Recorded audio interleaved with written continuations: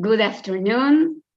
I'm Eleonora Salas, Director of Studies at ICANA Binational Center in Córdoba, Argentina. Thank you for joining us today. Please feel free to say hello in the chat and to tell us where you are joining from. Welcome to our fourth webinar of Teaching Capacity Building 2022, a professional development program sponsored by the US Embassy that we started hosting in 2020 in response to the challenges we had to face at the beginning of the pandemic. The program consists of 15 webinars presented by committed and hardworking Argentine English teachers that are alumni of US-sponsored professional development exchange programs. They are all sharing their experience and best practice as educators and language teachers in their quest to create environments that support engagement for learning. We believe that no matter where we are in our learning journeys as teachers, we can always learn something from the journey of others. So we sincerely hope that these presentations will inspire you to bring in new perspectives into your current teaching practice, whether it is in person, online, or hybrid, and that they will help you to create exciting learning experiences for your students. Our deepest thanks to the US Embassy, to all the alumni presenters, and the Argentine network of binational centers for their unconditional support in the organization and delivery of this program. During the presentation, I ask you to please type your comments and questions in the chat so the presenter can address them. We will post a link to download your certificate of attendance also in the chat. And the presenter will also share a link to a handout with the most important information and resources in his presentation. And now I would like to introduce our presenter for today, Gonzalo Diaz, who is a third-time presenter in the program because he participated in Teaching Capacity Building 2020 and in 2021, and he generously agreed to participate this year again. Thank you, Gonzalo. He is a graduate teacher of English as a foreign language from Universidad Nacional de Tucumán. He has worked at public schools, at a teacher training college. He has developed his own private language studio, hands-on English studio. So far, he has been involved in different global projects, SOS for Love project by I Love Dyslexia, Global Connect by Happy World Foundation, and the School of Tomorrow by What If Curiosity-Based Learning. With his motto, Teachers Never Stop Learning, he has participated in a wide array of professional development opportunities, many by the US Department of State. Among those, he highlights having been chosen for the Advanced Certificate in English program from Oregon University, specializing in language assessment, thanks to the US Embassy in Argentina. This opportunity has offered him a wider and deeper view on English language teaching and has bolstered his reflection on what the 21st century demands from educators. Keeping himself proactive, he's sharing his learning as part of his own growth as a teacher. Today, he will be presenting authentic learning, curiosity-based learning, and connections-based learning, 3 pillars in ELT. So thank you, Gonzalo, for joining us again this year, and the floor is yours. Okay, thanks a lot. Thanks a lot. I feel blessed to participate this year again in the Teaching Capacity Building program. Well, I will start sharing my presentation. First of all, I would like to say thank you to all the ones who are participating, who are part of the audience. I feel that it's a privilege to have the opportunity to to share with teachers from all over the world, as I have seen on the chat room. Well, as Eleonora already mentioned, the title of this presentation is Authentic Learning, Curiosity-Based Learning, and Connections-Based Learning. 3 pillars for ELT. Okay, this is somehow I'm sharing something that I learned from different teachers I've been connected to, teachers that I've been working with in different situations, and particularly in an International Congress of Education that we hold here in Tucumán. And this year is the 6th edition. So some of the work that I'm sharing, it's part of what I have learned from them, okay? So I have asked them if they gave me permission to share their work, and well, they have been nice enough to allow me to share with you, okay? So take a look at this picture. Well, how do you think this teacher in this story feels if this were part of a story, okay? This teacher is looking at himself on the river. He's taking some time off, okay, some time out to reflect, because it seems that it's endless weekends devoted to report cards, okay? There are myriads and myriads of paper that he needs to grade. Sometimes there is senseless requirement from the government, okay? Sometimes it seems like all kinds of policies are useless, okay? And apparently there's a great lack of resources in his school, okay? And it seems that he's always needing to do professional development courses, okay? So having all that burden on his back, he mustn't be feeling quite well. And that's how we feel sometimes, okay? It's true that we had to cope with all those aspects of teaching. Probably nobody told us about that at college. Probably nobody told us that we would feel so much pressure at work. In particular, these times after the pandemic, or just I don't know if we can call it post-pandemic times. I don't know, because right now we're in the middle of a mixture of a mix of situations, okay, depending on different contexts. But well, we might identify with him, okay. But I have some questions that I have learned to ask myself, okay. What if things could be different? Okay, what if things could be different? What if schools could be the best experience ever? Once I heard that question, and it made me think a lot. What if there could be a way out without quitting? Okay, sometimes we think of quitting, okay, because, well, things get, let's say, too difficult to handle at work. But well, we are teachers, we're professionals, okay, we have decided to take up this profession no matter the obstacles. And after this pandemic, we know that teachers are the ones who face the challenge and who rise up to this challenge, okay?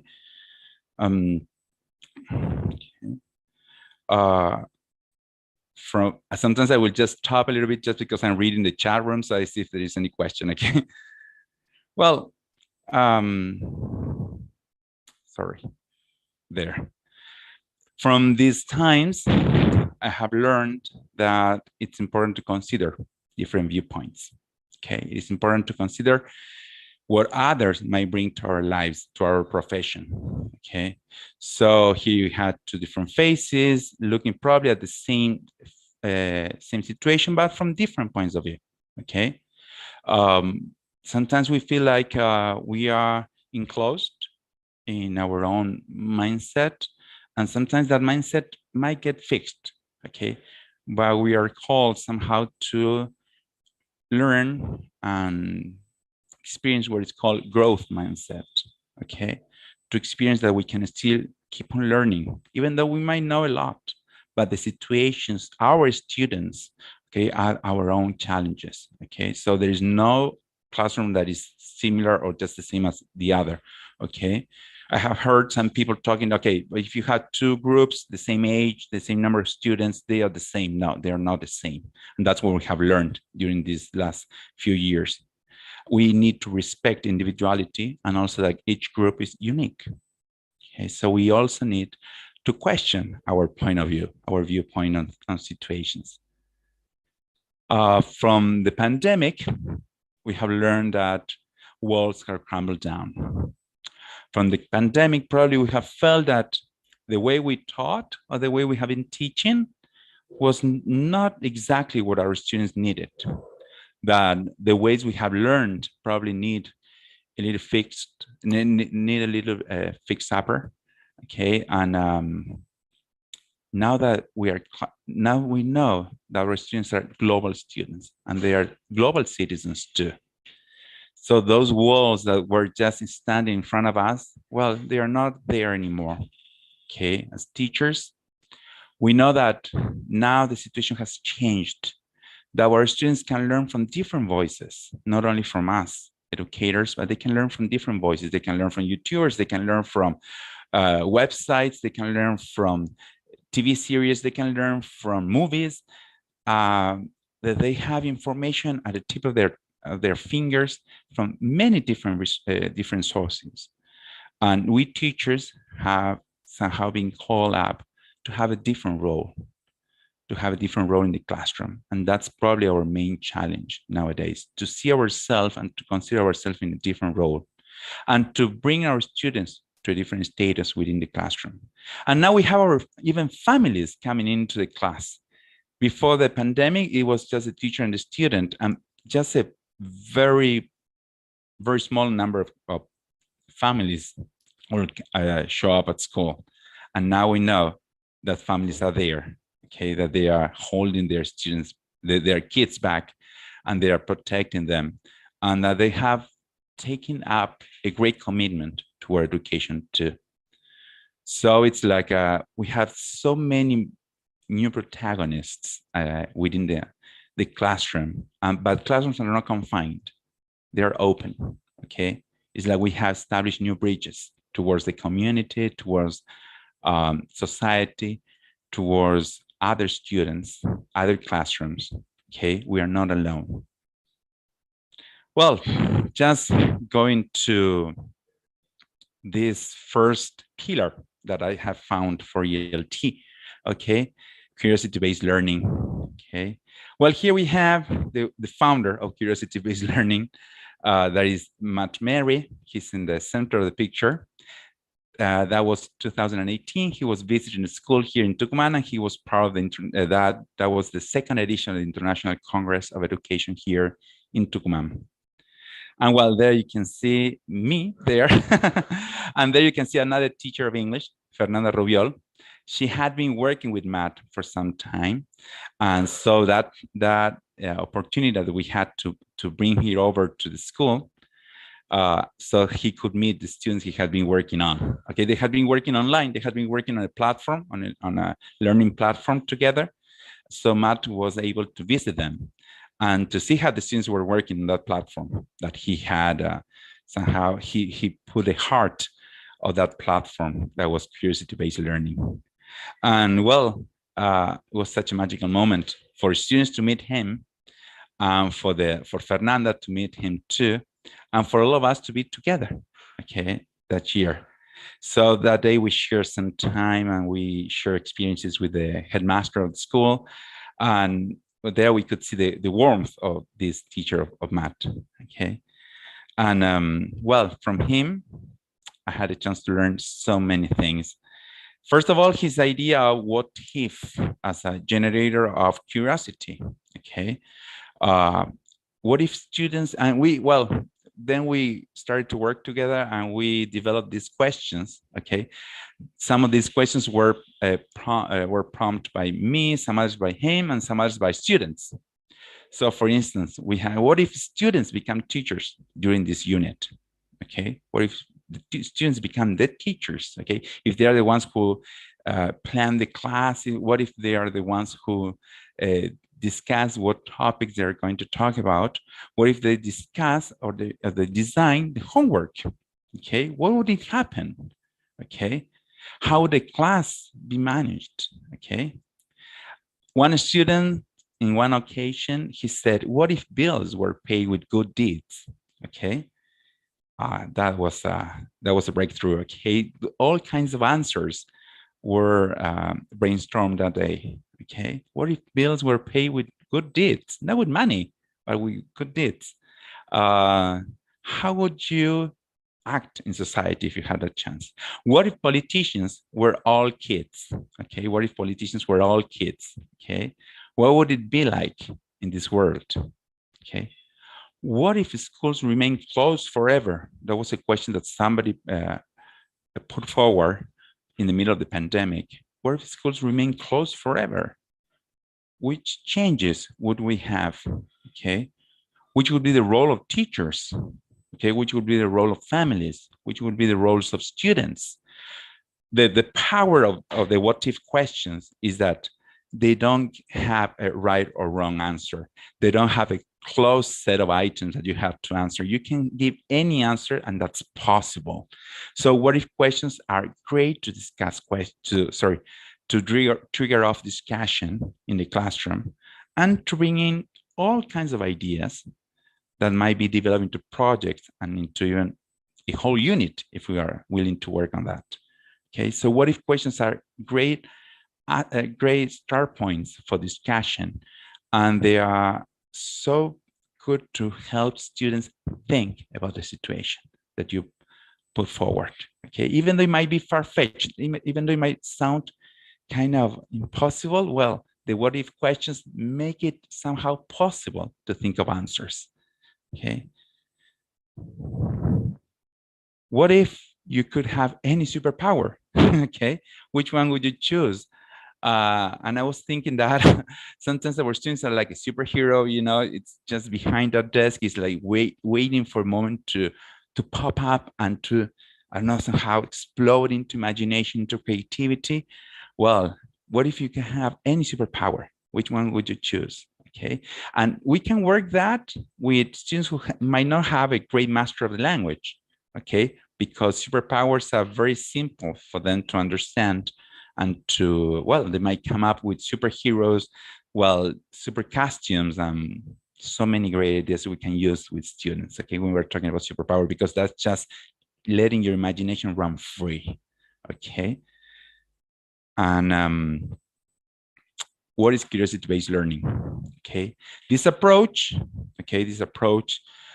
makes use of something that is, and I love these words, equitable, that is renewable, that is naturally occurring. It's a powerful form of energy, that is curiosity, okay? It doesn't matter if we have internet or not, it doesn't matter if we have electricity or not at school, curiosity is always there, okay? Because it's part of our nature. It's part of the power that we have as human beings, okay? So it's an approach that helps us think of, okay, I had these students, I had these resources that may be scarce, okay? So, but how are we going to manage that according to what our students are curious about, okay? Because it's equitable. Everyone can be curious, okay? It's renewable because if I'm curious about a topic today, I can be curious about another topic next class and next unit, and we can always have new energy, new curiosity energy, okay? It's naturally occurring because it comes in from our nature, okay? It's in there. We are always asking questions, okay? And we need to let them run free. We need students to be free enough to make questions, okay? And it's a form of energy, okay? It's a powerful form of energy because thanks to curiosity, students can start to research, start to browse websites, they can start reading books, encyclopedias, they can start checking, I don't know, in their cell phones what they have at their hands, okay? So students can get to use different resources, even though they might be just a few or many, okay? But students have the power to use this curiosity as fuel for their knowledge. What is important is that very far from the typical or traditional point of view of the classroom where the teacher was the only source of knowledge, thanks to curiosity-based learning, we can think that knowledge and information may come from very different sources, okay? It might come from a website, it might come from a magazine, it might come from the student himself or herself, it might come from the whole society, for the community, from a problem of the community, okay? And the teacher has a new role. As you can see here in the two pictures, one picture says the teacher as facilitator, okay? The teacher has to be aware of what's going on in the classroom and to move these pieces of information in a way that it's possible for students to acquire new knowledge and to keep on learning, okay? But what is great is that the teacher is no longer that only source of energy, of knowledge. He has to somehow play with these different elements that he has in the classroom, okay? And he might be freer than within the traditional framework. Somehow the teacher is a guide, as you can see here in the picture on the left, okay? Somehow the teacher is a guide. He has like a map, and following that map, he can help the students get to realize how wide the horizon is, okay? How beautiful the landscape is, how rich the experience must be, okay? How many resources each of the students have. It's not considered just blank slates, okay? But on the other hand, they have their own knowledge, they have their own history, okay? They have their backpacks full of their own knowledge, okay? And that can be shared within the classroom. Once in a while, as I have told you, I'm reading the chat. All right. Another resources that Matt Mary has shared with us. Oh, sorry, there. One of the let's say frameworks that he shared is this from what to wow, okay? It's a great way to start a unit, or it's a great way to follow and to plan a unit, to design a unit, okay? It is basically based on questions, as you can see, from what to wow, okay? Wow as an amazing, okay? So you can take any topic, you can take any content, and you can just follow this series of questions, okay? What is it, okay? What is Lego, okay? Who does it affect, okay?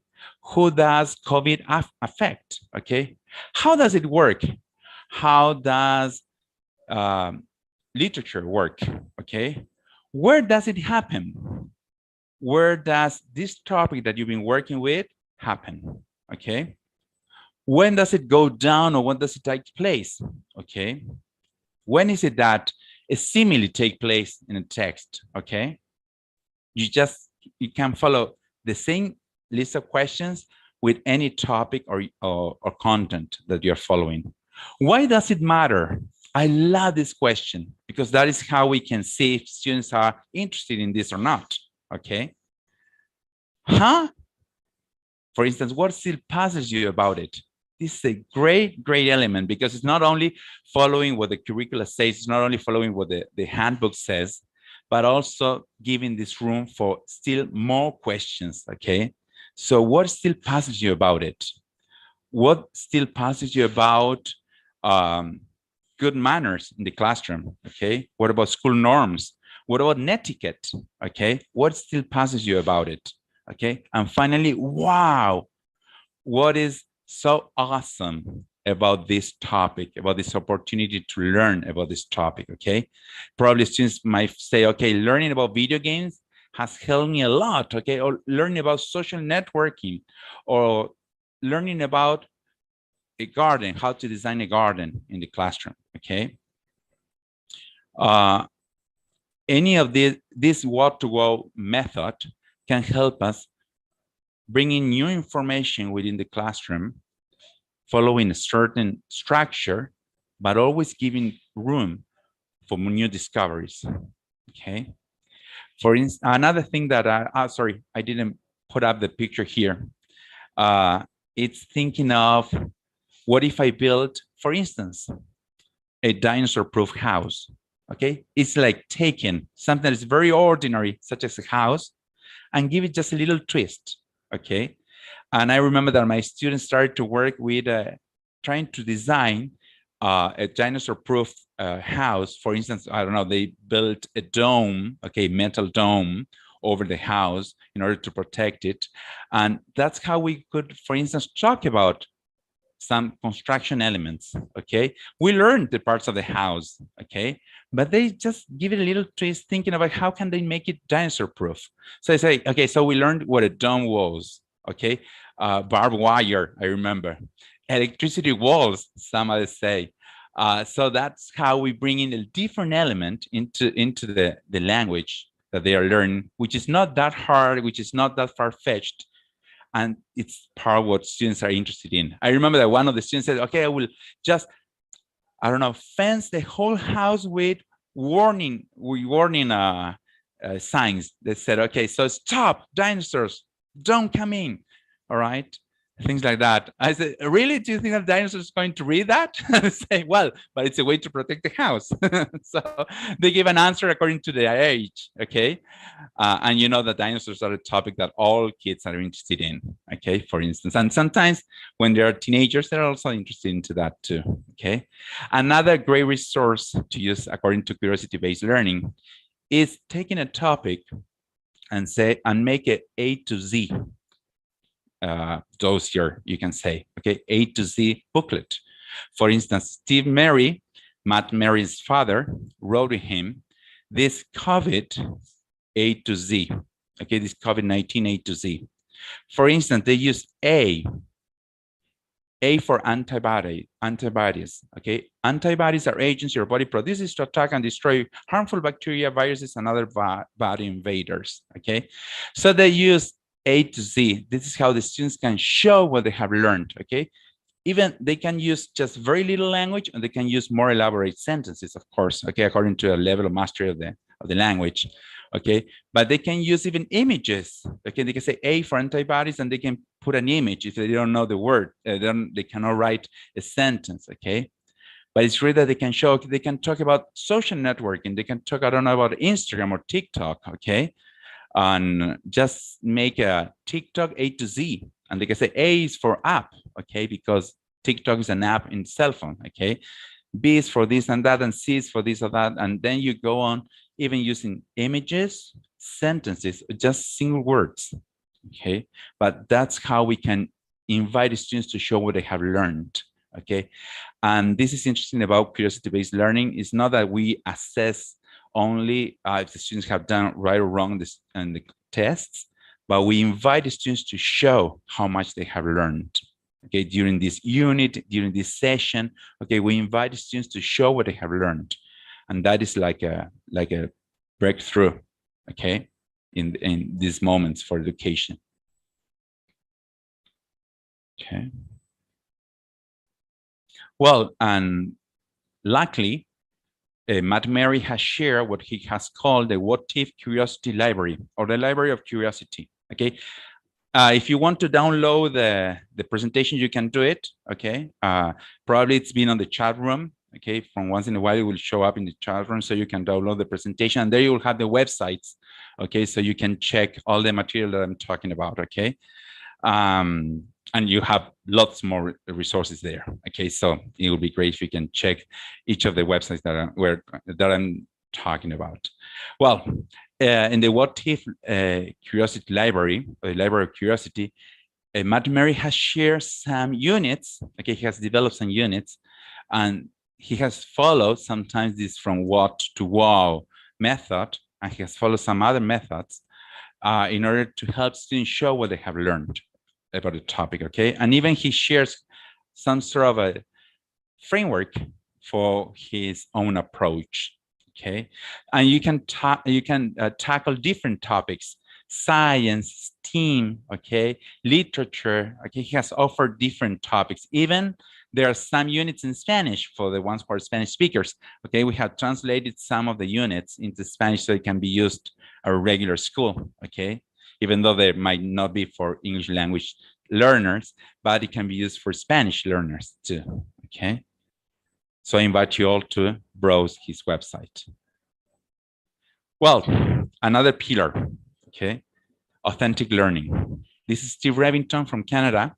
He came over to Tucumán in 2019, and there we are next to a set of bookshelves.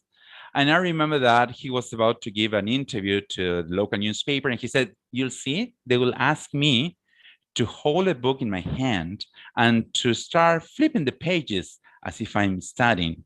You see, that's the typical picture when we're talking about education. But you know what I should be doing? That's what he asked me. I said, "No, what should you be doing?" "Well, I should be burning down these books." That's what he said at that moment, because he thinks that authentic learning comes from experience. Okay, not only learning does not only come from books. Okay, and then he agreed to have this picture that we have here in the local newspaper. He was interacting, he was talking, he was explaining, he was answering questions, and we were making, the journalist and me were making questions to him. Okay, so that's what he accepted.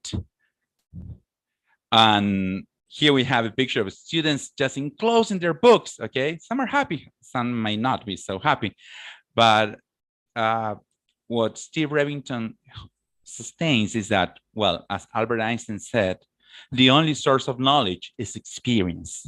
Okay, so he invited us all, let's provide lots of authentic experiences within the classroom. So he invites us all to go through this cone, okay, through this backwards cone, okay, through this backwards pyramid. Students are used to hearing. That's mostly what I do in the classroom.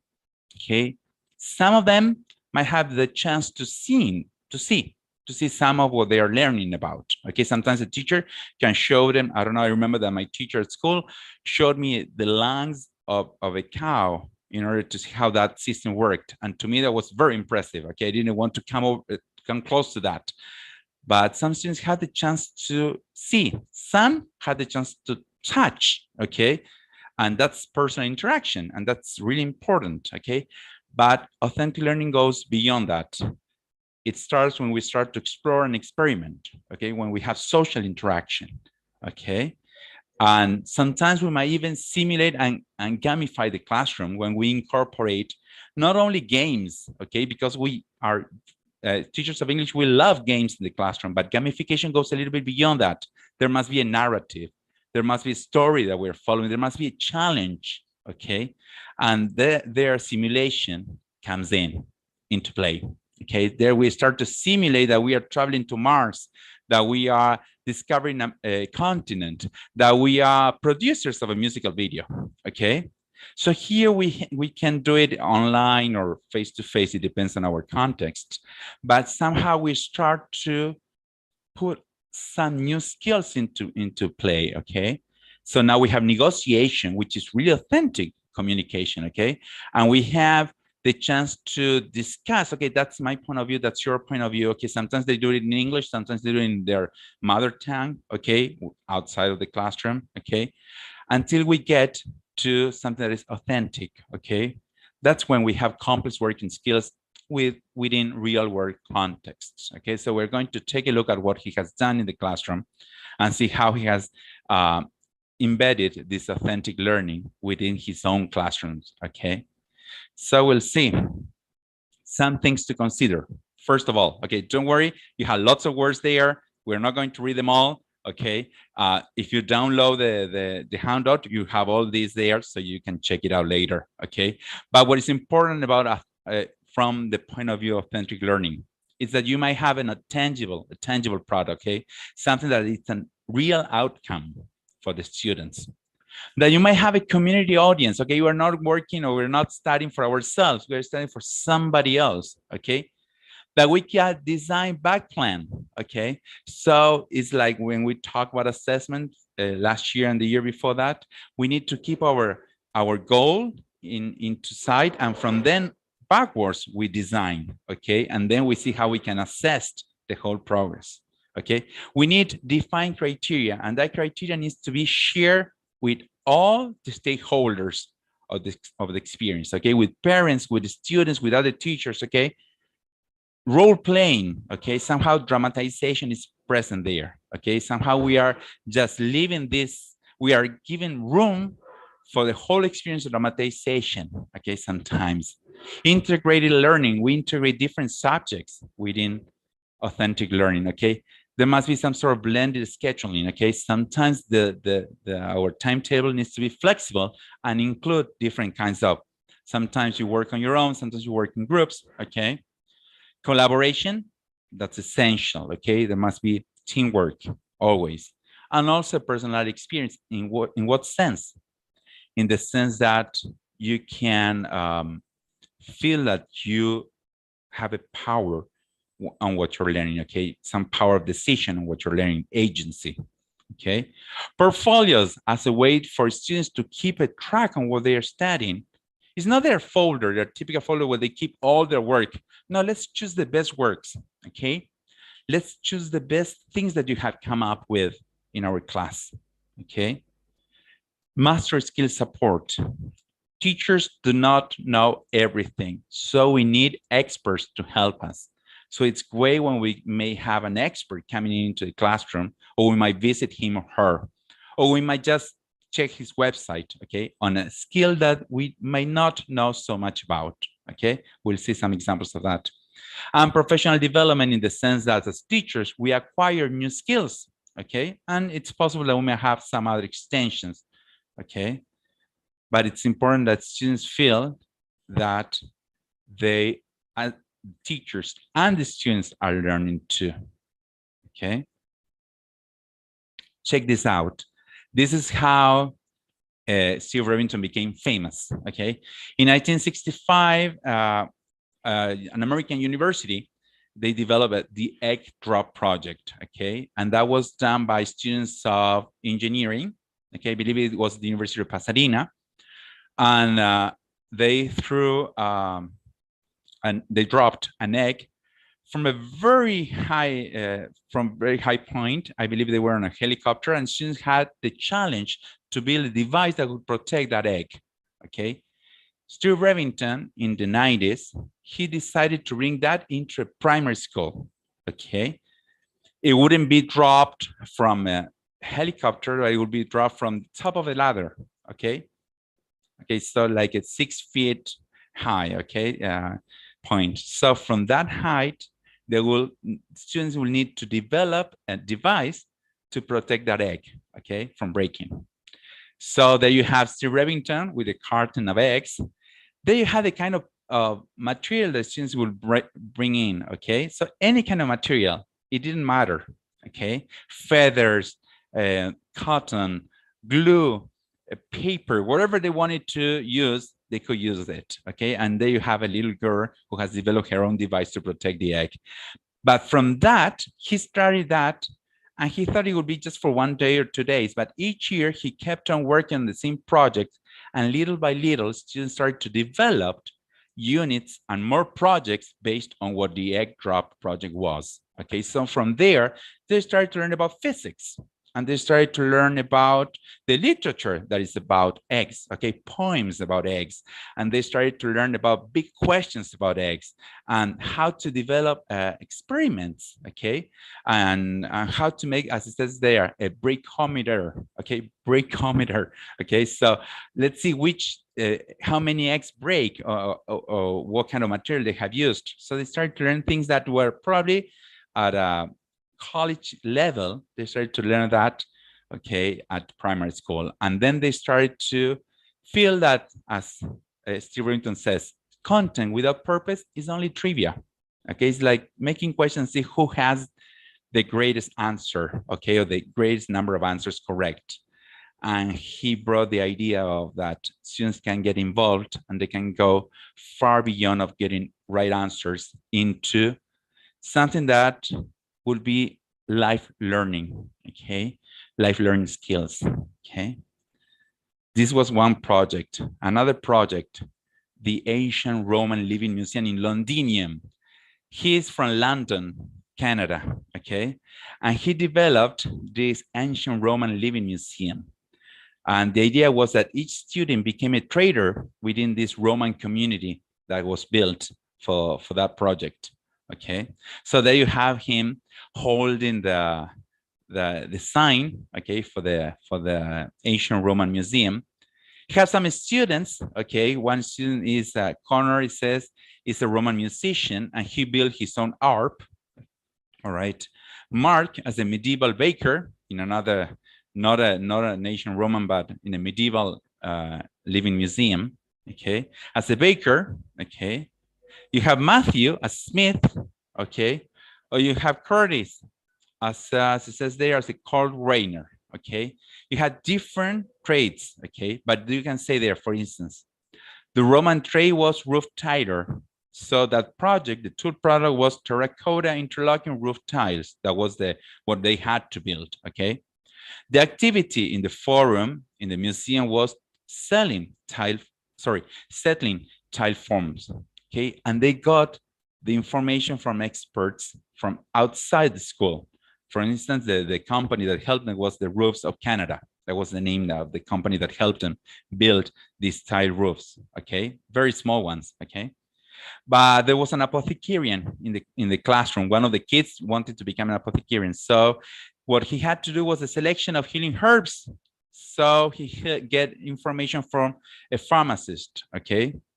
Another one was a carpenter, so he had to make a wooden cart, okay? So he assembled the different parts, and his neighbor was a carpenter and helped him, okay?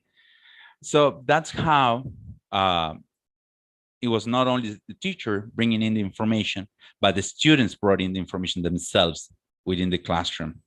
And it's not only a work of one teacher, okay? It's the work of a whole team of teachers, okay? Probably one is taking the lead, but the rest is also helping. So it's not working alone, it's working a team, okay? And there you have part of the assessment page, okay?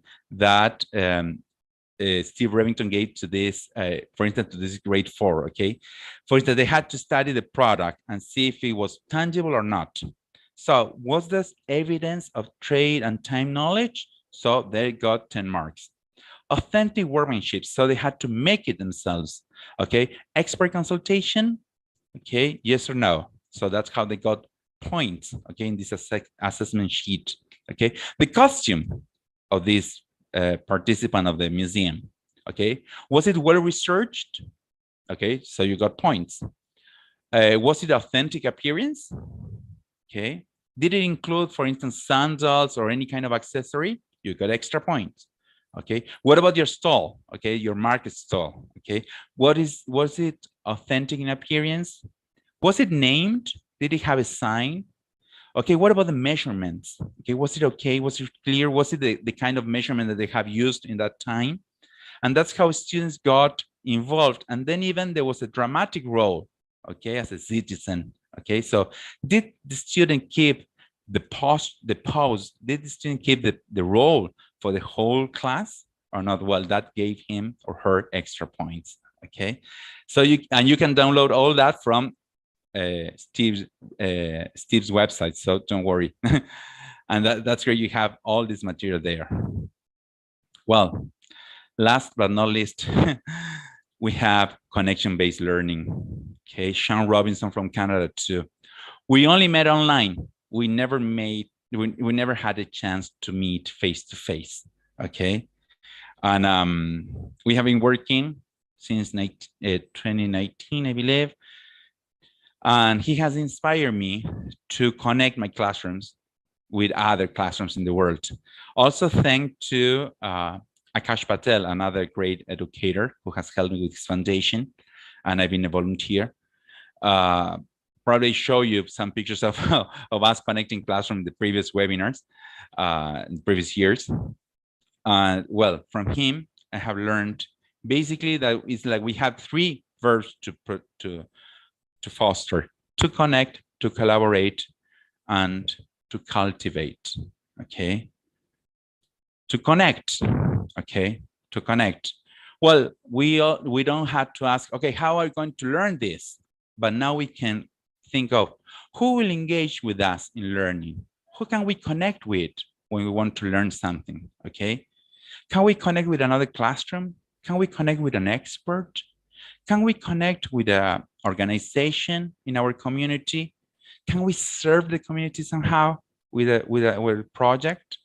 Okay, so when we plan a unit, does it have any kind of use within our community? Can we partner with somebody who lives abroad?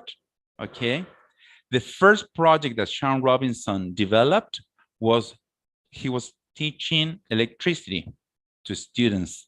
And he showed them that there were communities all over the world where electricity was very scarce.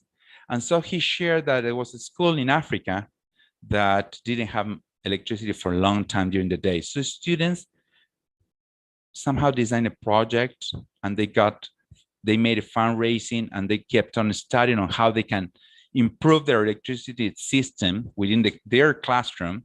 Okay, what was useful, what was not useful. Do I have to turn on the TV when I leave? Do I have to unplug I don't know, all my electrical devices when I leave the classroom? And they started to raise funds for a school in Africa that was half built, and these students helped them finish building that building, that school, and they also sent them certain devices that were useful for the electricity system. Okay, so that's connect. Okay, but we can also collaborate. Okay, we can collaborate. Okay, it is important that as teachers we have these different verbs that we have to think of when we have a unit. Okay, we are learning language, but what are we learning that language for? Okay, so we had to design. Okay, and we had to think of needs of our students and probably global needs in order to develop a project. Okay, so what are our learning goals? Okay, what do we want our students to be able to do by the end of this unit? Okay, and we had to create sometimes thinking of what kind of competencies and skills our students are going to develop with this project, okay, with this experience in the classroom, okay. We also need to network, okay, in order to get feedback from our students and from other stakeholders who might participate within the project or within our learning experience. And we also need to celebrate, okay, the way and what our students have learned, okay, to honor, as it says here, to honor all collaborators, to document the process, okay, so students can show this to their parents. Okay, I have done this in the classroom. Okay, I have finished this.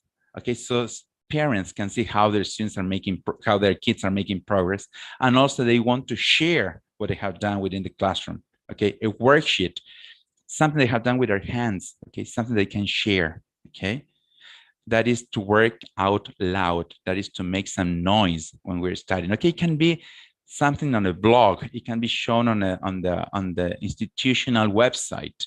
Okay, somehow the students need to be seen also working. Okay, and finally, cultivate. Okay, how are we going to become better with this project? Okay, how do we become better as a teacher? How do we become better as a community? How do we become better as a group? Okay, it's like having a higher goal. Okay, we have the learning goals, but somehow our students, they might have higher goals in their minds too. Okay, how they can move much further into their learning. Okay, I've been talking to, for instance, some students here in Tucumán. They have connected to they have working with students of Spanish in different countries, and these kids were from Tafí del Valle here in Tucumán, which is up in the mountains, and they helped other students from Germany to study Spanish. Imagine how they have felt being in the mountains up here, being able to teach their own language to other students. After that, they could learn math, they could learn English, they could learn other subjects because they have been so pumped and so interested and so engaged that they could develop other skills. Okay, so it's not a matter of only, it's like you take different paths into account. Okay, you want to learn English, but you also want them to feel better in the classroom, so you can take different paths in order to get to the same goal. Okay, so this is part of what connection-based learning is about. Obviously, there are in Sean's website, there are lots of other examples, okay, and activities that we can carry on with within the classroom. So here you have the three websites: the whatifcuriosity.com, connectionsbasedlearning.com, authenticlearning.weebly.com. Okay, on these websites you have all the resources that you might want to find regarding these topics, and you can also have You also have a way to contact these authors, okay, these educators.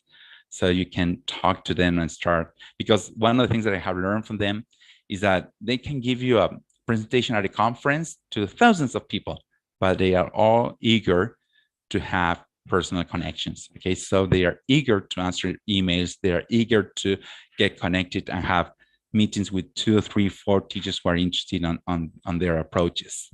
Okay, so I'm talking on behalf of them, but I have taken this opportunity to talk a little bit on behalf of them, but also to think of how these different approaches might be useful and enrich our experience. Okay, so we always have short time. And so I would like to say thank you to this embassy here in Argentina, to Nori Cerda, who has always done great things for us as educators. Okay, to the ICANA Binational Centers, who has been working so much and so hard in order to get all the connections done and providing so much. I don't know, we feel so accompanied by Eleonora and her team, and Mariano and everyone here, and Andrea and everyone, because, well, I don't know, they have so much warmth, even though we have only seen each other on screen. And well, and this teaching capacity building that has shown us that teachers have lots of things to share. Okay, and we share all of this, as once Eleonora says, it's our playlist, and we share this with. It's an honor. It's a privilege. Okay, so thank you to all of you. There you have my email, my Instagram, so we can be in touch. Okay. Thank you, Gonzalo. This has been great, and I'm sure you can see in the chat how people are so happy and thanking you. We are going to now post there the link to your presentation, also the link to download the certificate. I'm trying to read if there are any questions. There is one question. Mm-hmm. I have seen there's one question by Andrew Acosta. He says, he says, you have taught students from other cultures and languages. Do you have any advice for teachers around the world connecting with other cultures about how to reach them? Well, one of the things that it has amazed me is that it's so much enriching when we connect our students to other classrooms and to other, even to experts. I have the chance to somehow to participate as an expert on SDGs with students from the US, and well, and also my students to share with other. Once we visited, you know, it is kind of a great experience. I have a friend who has been working at Walt Disney World for 30 years, and we became friends thanks to Facebook. And so when Galaxy's Edge, Disney's Star Wars park, was about to open, he gave us a tour, okay, online before the park opened. So my students got so excited about that, so they could talk to different characters from Star Wars. I mean, the cast members disguised as Rey and Kylo Ren, and they could talk to them. So they make questions in English, even though they felt kind of nervous, and that was all online.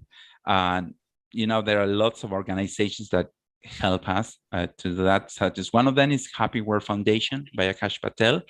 They connect classrooms in over, I believe, in more than 6 languages. Okay, Akash Patel, the founder, he speaks 6 languages, and the foundation works with so many languages. So you can check their website and see how you can participate in this Global Connect program, so students can connect all over the world. Okay. I want to thank Matt Murray, who joined us today. Thank you so much.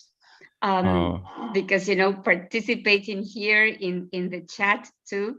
And all the people, you see what's going on in the chat, that we are all getting connected. Yes. The participants are sharing also their emails, you know, how to connect with each other.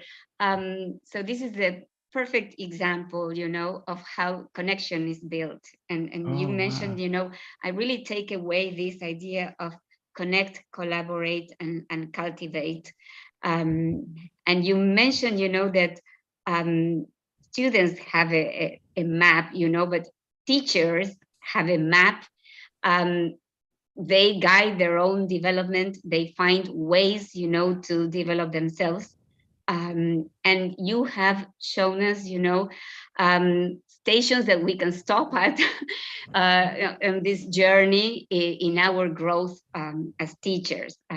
So sharing all these what if and curiosity-based learning and connections-based learning has been amazing. I think all the participants agree on this.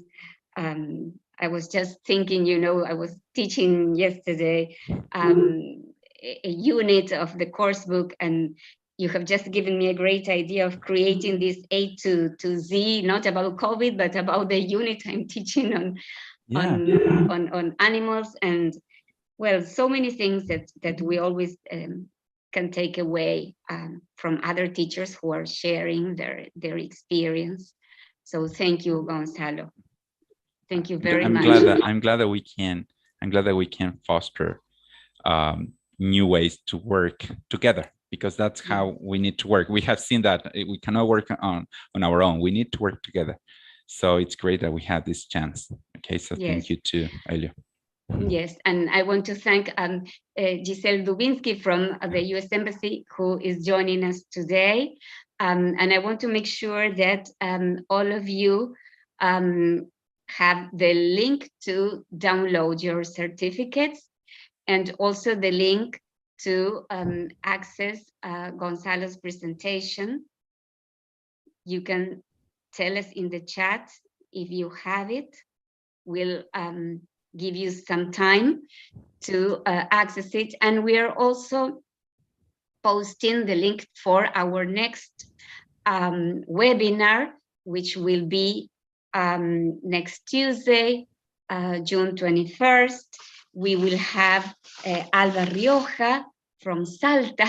You see that we have presenters from all Argentina, because we started with Entre Rios, Buenos Aires, Córdoba. In fact, Cecilia is from Chubut, you from Tucumán, Alba next week from Salta, and she will be presenting discovering and introducing graphic novels in the EFL classroom, and she will be showing us how to use them to encourage students' motivation to read.